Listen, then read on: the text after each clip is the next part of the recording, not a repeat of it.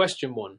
Sarah is working as a veterinary nurse at a clinic where she is tasked with preparing a dog for surgery. She follows all the sterile techniques to ensure aseptic conditions during the procedure. As part of the process, she must select the appropriate surgical instruments for the procedure the veterinarian will perform. A spay, and Sarah needs to ensure that all instruments are sterile, safe, and functioning properly. Which of the following instruments should specifically choose for this procedure? A. Needle holder. B. Surgical scissors. C. Sponge forceps. D. Hemostats. Answer: B. Surgical scissors. Explanation: surgical scissors are specifically designed to cut tissue during a surgery like a spay, which involves the removal of the ovaries and uterus in a female animal.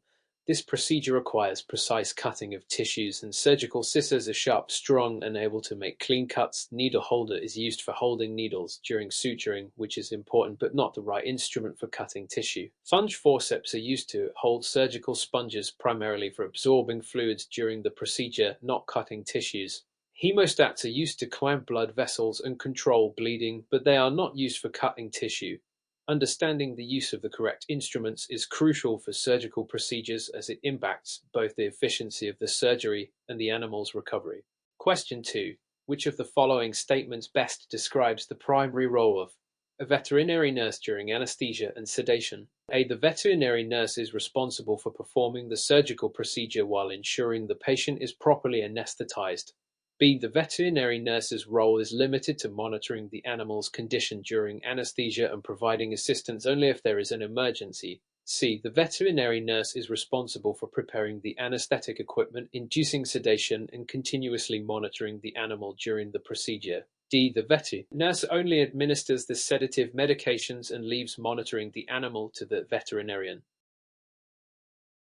Answer: C. The veterinary nurse is responsible for preparing the anesthetic equipment, inducing sedation, and continuously monitoring the animal during the procedure. Explanation: in anesthesia and sedation, the veterinary nurse plays an integral role in both the preparation and ongoing monitoring of the animal's condition. This includes preparing the anesthetic equipment, ensuring all machines are functional and safe for use, inducing sedation according to prescribed protocol, which involves the administration of sedative and anesthetic medications, continuous monitoring during the procedure, which includes checking vital signs such as heart rate, respiratory rate, and blood pressure, ensuring the animal remains stable throughout. A is incorrect because the veterinary nurse does not perform the surgery but supports the surgical team by maintaining anesthesia.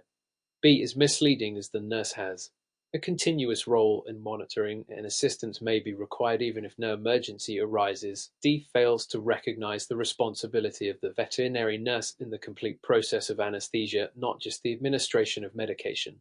Question 3, scenario-based. James, a veterinary nurse, is working at a clinic where he receives a call about an injured dog that has been brought in after being hit by a car. The dog has visible trauma to its hind leg, is showing signs of shock, and is having difficulty breathing. The veterinarian is in another room with another patient and will be available in a few minutes. James must take initial steps to stabilize the dog. What should James do? First, in this situation, A. Begin intravenous fluid therapy immediately to manage shock. B. Perform a complete physical examination to assess all injuries before taking any action. C. Administer oxygen therapy and monitor the dog's breathing before proceeding with any other treatments. D. Immediately prepare the dog for surgery, as it is likely that surgery will be needed. Answer: C. Administer oxygen therapy and monitor the dog's breathing before proceeding with any other treatments. Explanation: in emergency situations, the first priority is always the stabilization of the animal, particularly in cases of shock and respiratory distress. Administering oxygen therapy and closely monitoring the dog's breathing should be James' first action, as the dog's airway and oxygen supply are critical to survival. Hypoxia. Oxygen is life-threatening and needs to be addressed promptly. While intravenous fluid therapy is essential for shock management, it should not be the first intervention when the animal is struggling to breathe. Oxygen therapy should be prioritized first. B. Performing physical examination is important but not the immediate priority. Stabilizing the dog's airway and breathing comes before full examination. D. Preparing for surgery might eventually be necessary, but it is premature to make such decision without first stabilizing the animal and ensuring it can breathe effectively. In emergency situations, assessing the airway, breathing, and circulation is crucial for immediate intervention. Oxygen therapy will support the dog's respiratory function, which is essential before any further diagnostics or treatments can be performed. Question 4. During a routine dental examination, you find that a cat has severe tartar buildup on its teeth, along with signs of gingivitis. The veterinarian suggests performing a dental scaling and polishing procedure under anesthesia. As a veterinary nurse, you are responsible for preparing the cat for the dental procedure. Which of the following is the most important step in preparing the cat for the dental procedure? A. Ensure the cat is placed in a clean kennel until it is time for the procedure. B. Administer a local anesthetic injection to reduce discomfort during the dental procedure. C. Ensure the cat is fasted according to the recommended fasting guidelines before anesthesia. D. Confirm that the cat's owner has provided consent for the dental procedure. Answer. C. Ensure the cat is fasted according to the recommended fasting guidelines before anesthesia. Explanation. Fasting prior to anesthesia is an essential step to reduce the risk of aspiration, inhalation of food or fluids into the lungs, which can lead to complications such as pneumonia. The fasting guidelines typically recommend withholding food for 2 hours before anesthesia, but water can usually be offered up to a few hours prior. A. While keeping the cat in clean kennel is important for general care, it does not address the critical need to fast the cat prior to anesthesia. B. Local anesthetic may be required for specific dental procedures, but it is not the most important first step in the preparation for anesthesia. D. Consent from the owner is necessary, but it is usually addressed before the preparation and fasting stage, not the immediate preparation for anesthesia. Fasting before anesthesia is crucial for minimizing the risk of complications during the procedure. Question 5. Which of the following is the primary purpose of performing a pre-anesthetic assessment on an animal before administering anesthesia? A. To ensure the animal's weight is within normal range for anesthesia dosages. B. To assess the animal's general health and identify any potential risks or complications associated with anesthesia. C. To check that the animal's vaccinations are up to date before anesthesia. D. To confirm that the animal has not been exposed to infectious diseases recently. Answer. B. To assess the animal's general health and identify any potential risks or complications associated with anesthesia.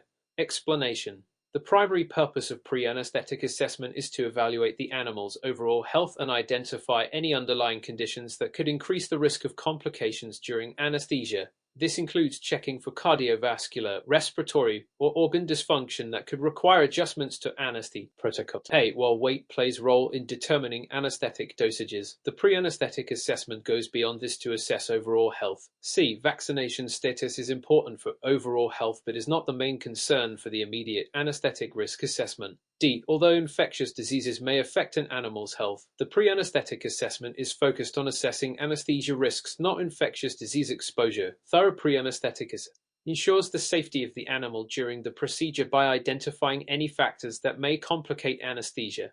Question 6. You are preparing a dog for a routine spay procedure under general anesthesia. The veterinarian has instructed you to choose the correct anesthetic agents and prepare the necessary equipment. Which of the following is the most appropriate anesthetic protocol for this procedure? A. Administer a low-dose opioid for sedation, followed by an inhalant anesthetic for maintenance.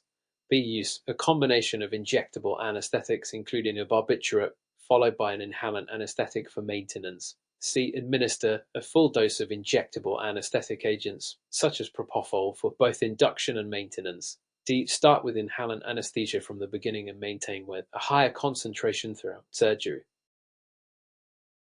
Answer A. Administer low-dose opioid for sedation, followed by an inhalant anesthetic for maintenance. Explanation. For a routine spay procedure, a common anesthetic protocol involves using a sedative such as an opioid to calm the animal before administering a short-acting injectable anesthetic like propofol for induction. Maintenance is then provided using an inhalant anesthetic, which is controlled more precisely during the procedure. While barbiturates can be used in certain protocols, they are less common due to their side effects and potential risks. C. Propofol is commonly used for induction, but it is not typically used for maintenance due to its short duration of action, which makes inhalant anesthetics more appropriate for longer procedures. D. Inhalant anesthesia should not be started at high concentrations. It is better to begin with a lower concentration, just based on the animal's response. Using an appropriate combination of sedatives and anesthetics helps ensure smooth and safe anesthetic process.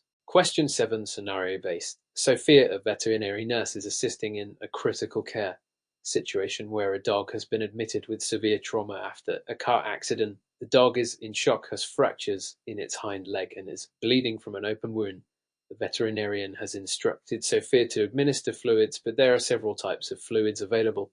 The veterinarian mentions that a balanced electrolyte solution is preferred for this case. What should Sophia do next in this situation? A. Administer a hypertonic saline solution immediately to address shock and dehydration.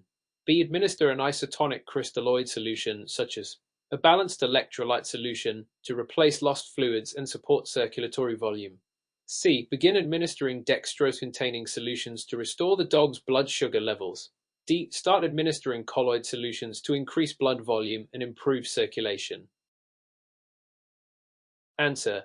B. Administer an isotonic crystalloid solution, such as a balanced electrolyte solution, to replace lost fluids and support circulatory volume.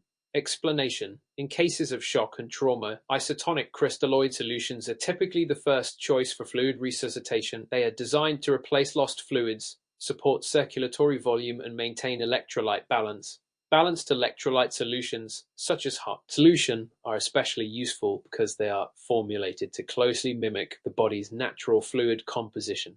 A hypertonic saline is typically used in specific cases of severe shock where rapid volume expansion is needed, but it can have risks and is not the first-line treatment in this situation.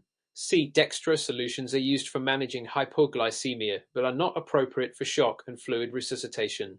D. Colloid solutions are used to help expand blood volume and improve circulation, but they are typically used after fluid resuscitation with crystalloids, not as the first option. Administering an isotonic crystalloid solution will help restore circulatory volume and stabilize the dog's condition, supporting recovery.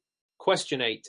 A rabbit presents at your clinic for a routine checkup, and upon examination you notice signs of overgrown teeth, a common problem in rabbits. The veterinarian instructs you to prepare the rabbit for dental filing. Which of the following techniques should you prioritize to ensure the safety and comfort of the rabbit during the procedure? A. Secure the rabbit with a body wrap to prevent excessive movement during the procedure. B. Sedate the rabbit using a high-dose anesthetic to ensure complete immobility for the procedure. C. Administer a local anesthetic to the rabbit's mouth and provide sedation to minimize stress without heavy sedation. D. Use general anesthesia to ensure the rabbit is completely immobilized and unaware during the procedure. Answer. C. Administer local anesthetic to the rabbit's mouth and provide sedation to minimize stress without heavy sedation. Explanation. Rabbits are highly sensitive animals, and oversedation can lead to respiratory complications and stress. The safest and most effective approach for dental procedures like filing is to use local anesthesia in combination with mild sedation. This minimizes stress, ensures the rabbit is comfortable, and avoids them associated with deep sedation or general anesthesia. 8. While securing the rabbit is important to prevent movement, it is not sufficient on its own for ensuring the animal's comfort during the procedure. B. Using high-dose anesthetic is not recommended, as it could put the rabbit at significant risk due to their unique physiology. D. General anesthesia should be avoided unless absolutely necessary because it carries higher risks and should only be considered when local anesthesia and sedation are insufficient. Using combination of local anesthesia and mild sedation allows for safe and efficient dental procedure, minimizing stress and risk to the rabbit. Question 9. A dog has been brought into the clinic with a severe allergic reaction to a bee sting. The dog is experiencing swelling around the face, difficulty breathing, and has visible signs of distress. The veterinarian orders the administration of epinephrine to treat the anaphylactic reaction. How should you administer the epinephrine? A. Intravenously in a slow bolus over 15 minutes. B. Subcutaneously in the rear leg to allow for a slow release. C. Intramuscularly in the rear thigh for faster absorption. D. Orally to allow for gradual absorption. Answer. C. Intramuscularly in the rear thigh for faster absorption. Explanation. Epinephrine is typically administered intramuscularly for the rapid onset of action needed in cases of anaphylaxis. The rear thigh is the preferred site because it allows for quick absorption of the drug. A. Intravenous administration can be considered in emergencies, but is more challenging and carries additional risks, especially in a stressed, potentially unstable animal. B. Subcutaneous administration is slower and would not provide the rapid response needed for anaphylaxis. D. Oral administration of epinephrine is inappropriate for emergencies because it would take too long to be absorbed and would not provide the immediate action needed. Intramuscular injection in the thigh provides fast and effective treatment for anaphylaxis. Question 10. A cat has been diagnosed with hypothyroidism and the veterinarian has decided to proceed with a thyroidectomy. You are preparing the cat for the surgery. Which of the following is the most critical consideration in the preoperative care of this cat? A. Ensure the cat has been fasting for 12 hours to reduce the risk of anesthesia complications. B. Monitor the cat's heart rate and blood pressure to ensure it is stable prior to anesthesia. C. Administer a dose of corticosteroids to reduce inflammation around the thyroid glands. D. Ensure the cat's coat is thoroughly cleaned with antiseptic shampoo. Answer. B. Monitor the cat's heart rate and blood pressure to ensure it is stable prior to anesthesia. Explanation. Cats with hypothyroidism can have elevated heart rates and increased blood pressure due to the overproduction of thyroid hormones. Monitoring the heart rate and blood pressure is essential before anesthesia to ensure that the animal's cardiovascular system can tolerate the procedure. If necessary, medications may be used to stabilize the rate and blood pressure before surgery. A. While fasting is necessary before anesthesia, it should typically be 2 hours, not 12 hours, and the main focus is on cardiovascular stability in hypothyroid cats. C. Corticosteroids are not typically given to hypothyroid cats before surgery, and inflammation around the thyroid is not primary concern. D. While hygiene is important, cleaning the cat's coat is not the most critical aspect of preoperative care in this case. Ensuring cardiovascular stability is crucial for safe anesthetic experience in cats with hypothyroidism. Question 11. A rabbit is presented with a suspected gastrointestinal stasis. The veterinarian orders a treatment plan that includes fluids and prokinetic drugs to stimulate gut motility. As a veterinary nurse, what is the most important step in treating this rabbit? A. Provide oral fluids to rehydrate the rabbit and ensure proper bowel function. B. Use intravenous fluids to address dehydration and monitor the rabbit's vital signs closely. C. Administer pain relief medication to manage discomfort from the stasis. D. Begin a high-fiber diet to encourage normal bowel movement. Answer. B. Use intravenous fluids to address dehydration and monitor the rabbit's vital signs closely. Explanation. Rabbits with gastrointestinal stasis often become severely dehydrated, which impairs normal digestive function. Intravenous fluids are essential to address dehydration and provide support while the gastrointestinal motility is restored with prokinetic drugs. Monitoring vital signs is crucial to prevent further complications. Oral fluids are important, but in cases of gastritis, Roman fluids are more effective for addressing dehydration and restoring circulation. C. While pain relief may be necessary, the primary treatment focuses on fluid therapy and gut motility. D. A high-fiber diet can be beneficial in the long-term management of stasis, but immediate treatment focuses on fluid therapy and motility. Roman fluids are critical in managing dehydration and maintaining stability in rabbits with stasis. Question 12. You are preparing a dog for an abdominal ultrasound to diagnose a suspected liver condition. The veterinarian asks you to ensure the dog is properly positioned for the procedure. Which of the following is the correct positioning for a dog undergoing abdominal ultrasound? A. Place the dog in a lateral recumbency with its abdomen facing upward. B. Position the dog in a dorsal recumbency with its abdomen facing downward. C. Position the dog in a left lateral recumbency with the left side facing downward. D. Place the dog in a standing position with the abdomen exposed. Answer. C. Position the dog in a left lateral recumbency with the left side facing downward. Explanation. For abdominal ultrasound, the dog should be placed in left lateral recumbency where the left side faces downward.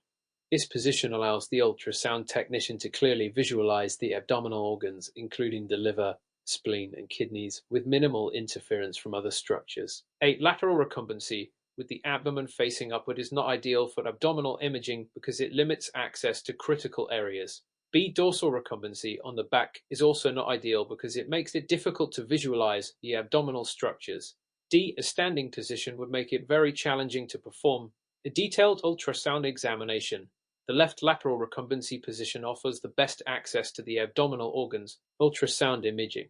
Question 13. A dog has been diagnosed with a urinary tract infection, UT, and the veterinarian has prescribed a course of antibiotics. The dog's owner is concerned about potential side effects and asks what they should watch for during the treatment. Which of the following side effects should the owner be most aware of during antibiotic therapy? A. Increased appetite and weight gain. B. Gastrointestinal upset, such as vomiting or diarrhea. C. Increased water consumption and frequent urination. D. Development of hair loss and skin irritation. Answer. B. Gastrointestinal upset, such as vomiting or diarrhea. Explanation. Antibiotics can disrupt the normal gut flora in animals, leading to gastrointestinal upset such as vomiting or diarrhea. This is a common side effect and should be monitored closely. A. Increased appetite and weight gain are not typical side effects of antibiotics. C. Increased water consumption and urination are more often associated with other conditions, such as diabetes or kidney issues, rather than antibiotics. D. Hair loss and skin irritation are not common side effects of antibiotic therapy. Monitoring for gastrointestinal symptoms ensures the dog's comfort and helps prevent complications from antibiotic therapy. Question 14. A 5-year-old domestic short-haired cat is presented to the clinic with a history of lethargy, weight loss, and increased thirst. Upon examination, the veterinarian suspects diabetes mellitus. Which of the following is the most important diagnostic test to confirm the diagnosis of diabetes mellitus in this cat? A. Urinalysis to check for glucose in the urine. B. Complete blood count. CBC to assess overall health. C. Abdominal ultrasound to check for liver disease. D. Chest X-ray to rule out heart disease. Answer. A. Urinalysis to check for glucose in the urine. Explanation. The most important diagnostic test for confirming diabetes mellitus in a cat is a urinalysis to detect glucose in the urine. In diabetic cats, excess glucose in the blood spills over into the urine. E provides valuable information about overall health but does not confirm diabetes mellitus. C. While abdominal ultrasound may be useful diagnosing complications of diabetes, it is not used to confirm the condition itself. D. Chest X-rays are not necessary for diagnosing diabetes mellitus. A urinalysis is a key diagnostic tool in confirming diabetes by detecting glucosuria, glucose in the urine.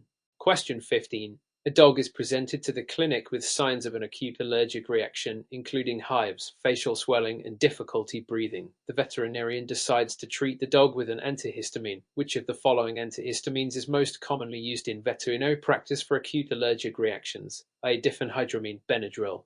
B. Loratadine Claritin. C. Cetirizine Zyrtec. D. Fexofenadine Allegra. Answer. A. Diphenhydramine Benadryl.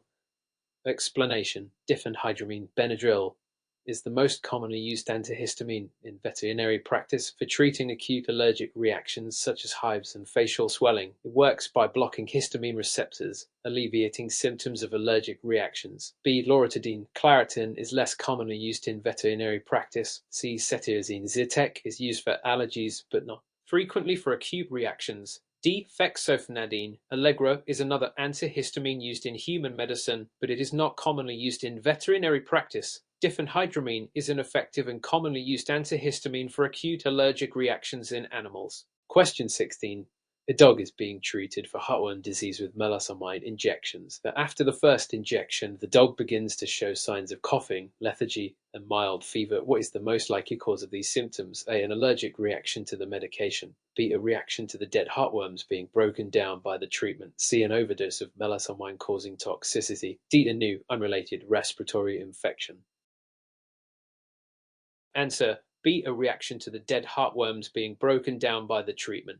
Explanation. Coughing, lethargy, and fever following heartworm treatment, especially after the first melasomine injection, are often due to the body's inflammatory response as the dead heartworms are broken down.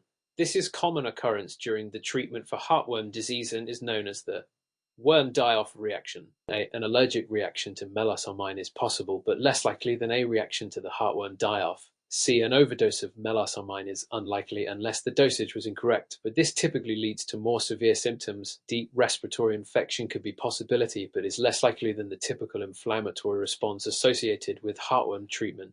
The symptoms are most likely due to the breakdown of dead heartworms associated inflammatory reaction. Question 17. A 4-year-old male intact German Shepherd is presented for routine castration. You are preparing the dog for surgery. Which of the following is the most important preoperative step? A. Ensure the dog has been fasting for at least 12 hours before the procedure. B. Administer antibiotics prophylactically to prevent postoperative infection. C. Perform a thorough physical examination to assess overall health. D. Administer a sedative to calm the dog prior to the procedure. Answer: C. Perform a thorough physical examination to assess overall health. Explanation: a thorough physical examination is the most important preoperative step to assess the dog's overall health and ensure that there are no underlying health conditions that may complicate anesthesia or surgery. While fasting is important, it is typically required for 1-2 hours before surgery, not 12 hours exactly.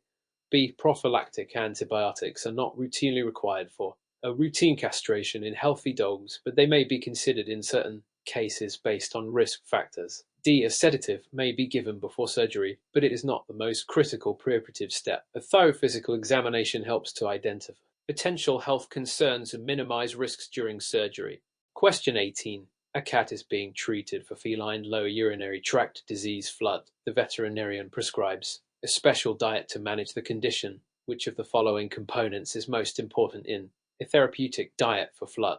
A. High carbohydrate content to support overall health. B. Increased moisture content to encourage urination. C. High fat content to promote weight gain. D. Low protein content to reduce kidney stress. Answer: B. Increased moisture content to encourage urination. Explanation: increased moisture content in the diet is the most important component in managing flood. It helps promote frequent urination, which flushes out urinary crystals and reduces the risk of blockages and infections. High carbohydrates are not specifically beneficial for flood and may not address the core issue of hydration. C. A high fat content is not appropriate for flood and can lead to weight gain and obesity. D. While a low-protein diet may be recommended for kidney disease, it is not typically indicated for flood. The increased moisture content is the key dietary component for managing flood in cats. Question 19. A 2-year-old Labrador Retriever presents with a history of limping on its right front leg after playing fetch. On physical examination, the veterinarian suspects a torn cruciate ligament. Which of the following is the most commonly recommended surgical treatment for a torn cranial cruciate ligament in dogs? A. Total hip replacement. B. Tibial plateau leveling osteotomy, T-PLO. C. Elbow arthroscopy. D. Patellar luxation repair. Answer: B. Tibial plateau leveling osteotomy, T-PLO. Explanation: the tibial plateau leveling osteotomy, T-PLO, is a commonly recommended surgical procedure for repairing a torn cranial cruciate ligament, CCL, in dogs, especially in active and larger breeds like the Labrador Retriever. This surgery stabilizes the knee joint by changing the angle of the tibial plateau. A total hip replacement is used for severe hip dysplasia, not cruciate ligament injuries. C. Elbow arthroscopy is used for joint issues in the elbow, not for CCL problems. D. Patellar luxation repair is for correcting dislocated patellae, not cruciate ligament tears. The T-PLO procedure is a well-established and effective treatment for cruciate ligament tears. Question 20. A veterinarian is performing a routine wellness exam on a 9-year-old cat. The owner reports that the cat has become less active, has gained weight, and is drinking more water. Which of the following is the most likely underlying cause of these symptoms? A. Hypothyroidism. B. Hypothyroidism. C. Diabetes mellitus. D. Chronic kidney disease. Answer: C. Diabetes mellitus. Explanation: the most likely cause of increased thirst, weight gain, and decreased activity in an older cat is diabetes mellitus, as this condition often leads to increased water intake, polydipsia, lethargy, and weight changes. Hypothyroidism typically causes weight loss and increased activity rather than weight gain and lethargy. B. Hypothyroidism is rare in cats and typically leads to weight gain and lethargy but does not cause excessive thirst. D. Chronic kidney disease can cause increased drinking and urination, but weight gain is more characteristic of diabetes. Diabetes mellitus should be considered based on these clinical signs and further diagnostic tests needed for confirmation. Question 21. A dog is presented to the clinic with severe vomiting, diarrhea, and dehydration. The veterinarian suspects a parvovirus infection. Which of the following diagnostic tests would be the most appropriate for confirming the diagnosis of canine parvovirus? A. Fecal flotation. B. PCR testing of the feces. C. Complete blood count. CBC. D. Serum chemistry panel. Answer: B. PCR testing of the feces. Explanation: PCR testing of the feces is the most accurate and definitive test for diagnosing canine parvovirus infection. PCR can detect the viral ENA in the feces, confirming the presence of the virus. Fecal flotation is used to detect intestinal parasites, not viral infections.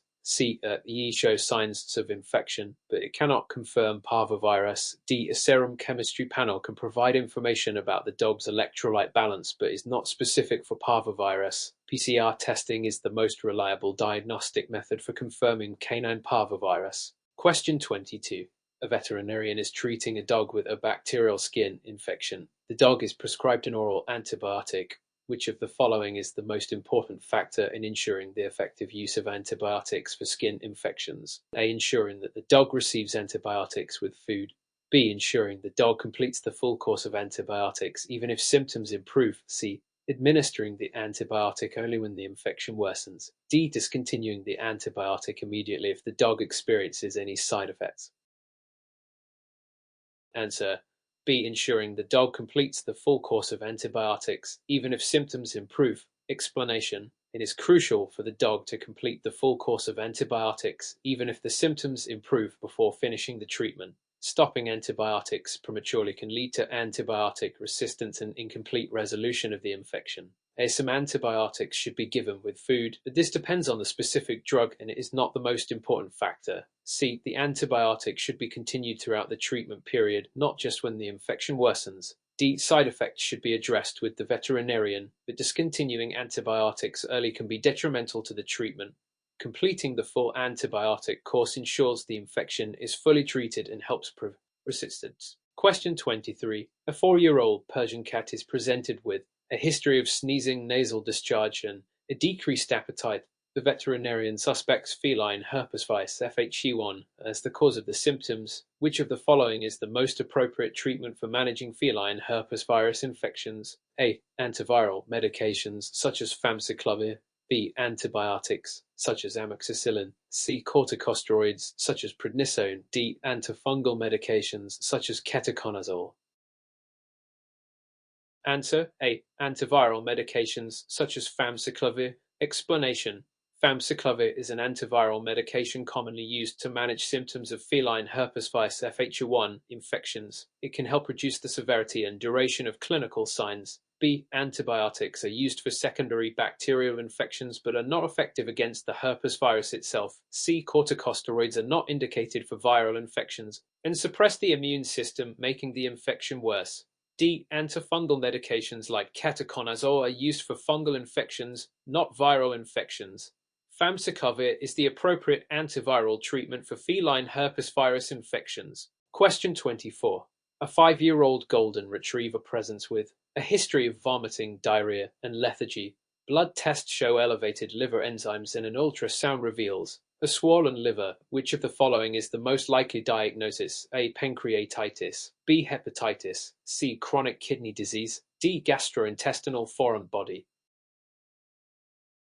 Answer: B. Hepatitis. Explanation: hepatitis is a common cause of elevated liver enzymes, and a swollen liver may cause symptoms like vomiting, diarrhea, and lethargy. Inflammatory or infectious causes can lead to liver dysfunction. A. Pancreatitis can cause vomiting and lethargy, but it typically leads to changes in pancreatic enzymes rather than liver enzymes. C. Chronic kidney disease primarily affects kidney function, not the liver. D. A gastrointestinal foreign body might cause vomiting and lethargy but would not typically result in elevated liver enzymes or a swollen liver on ultrasound. Hepatitis is the most likely cause of the liver abnormalities seen. Question 25. A 6-month-old kitten is presented with a history of scratching, hair loss, and scabs on its ears. A skin scraping reveals the presence of small mites. What is the most likely diagnosis? A. Flea allergy dermatitis. B. Mange dermaticosis. C. Ear mites, Otodex cyanotes. D. Ringworm. Answer: C. Ear mites, Otodex cyanotes. Explanation: Ear mites, Otodets cyanotes, are a common cause of itching, scabs, and hair loss in kittens, especially around the ears. The presence of small mites on the skin scraping confirms the diagnosis. A flea allergy dermatitis causes itching, but it typically leads to hair loss around the tail or back rather than the ears. B. Mange dermatocosis is caused by Demodex mites, which typically affect older animals or those with immune system issues. D. Ringworm is a fungal infection that causes hair loss and scabs but does not involve mites. Ear mites are the most likely cause of the kitten's symptoms. Question 26. A 3-year-old boxer dog presents with a history of coughing, exercise intolerance, and fainting episodes. On auscultation, the veterinarian hears a loud heart murmur. Which of the following diagnostic tests should be performed to evaluate the heart condition? The abdominal ultrasound. B. Echocardiogram. C. Radiographs of the chest. D. Electrocardiogramming. Answer. B. Echocardiogram. Explanation. An echocardiogram is the most definitive test for evaluating heart murmurs and diagnosing cardiac conditions such as valvular disease or congenital heart defects. A. Abdominal ultrasound is used to evaluate the abdominal organs, not the heart. C. Radiographs of the chest can show signs of heart enlargement or fluid accumulation, but they do not provide detailed information about the heart's function. D. An electrocardiogram can evaluate the electrical activity of the heart, but it doesn't provide direct information about heart structure or function. An echocardiogram provides them a comprehensive evaluation of the heart's structure and function. Question 27. A 2-year-old Rottweiler presents with limping on the right hind leg. On examination, there is a decreased range of motion in the hip joint and pain is elicited with extension of the leg. What is the most likely diagnosis? A. Hip dysplasia. B. Cruciate ligament tear. C. Patellar luxation. D. osteosarcoma. Answer. A. Hip dysplasia. Explanation. Hip dysplasia is a common condition in large dog breeds like Rottweilers. It causes hip joint instability, leading to pain and decreased range of motion. B. A cruciate ligament tear would cause instability and limping, but typically affects the knee joint, not the hip. C. Patellar luxation is a condition where the kneecap moves out of place, leading to intermittent lameness, but it doesn't affect the hip joint. Osteosarcoma is a type of bone cancer that causes severe pain, but it is less likely to cause the decreased range of motion seen here. Hip dysplasia is the most likely diagnosis in this case. Question 20. A 10-year-old Siamese cat presents with rapid weight loss, vomiting, and a poor coat condition. Blood work reveals hypocalcemia, and an abdominal ultrasound shows a mass in the pancreas. What is the most likely diagnosis? A. Pancreatitis. B. Insulinoma. C. Lymphoma. D. Chronic kidney disease. Answer.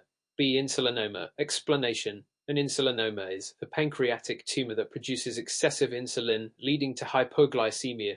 The associated hypercalcemia and clinical signs like weight loss, vomiting, and poor coat condition are often seen with this condition. A. Pancreatitis would typically present with vomiting and abdominal pain, but not hypercalcemia or a mass in the pancreas. C. Lymphoma can cause weight loss and vomiting, but is not typically associated with hypercalcemia and a pancreatic mass. D. Chronic kidney disease typically causes weight loss and vomiting, but does not lead to hypercalcemia or a pancreatic mass. Insulinoma is the most likely diagnosis based on the clinical signs and diagnostic findings. Question 29.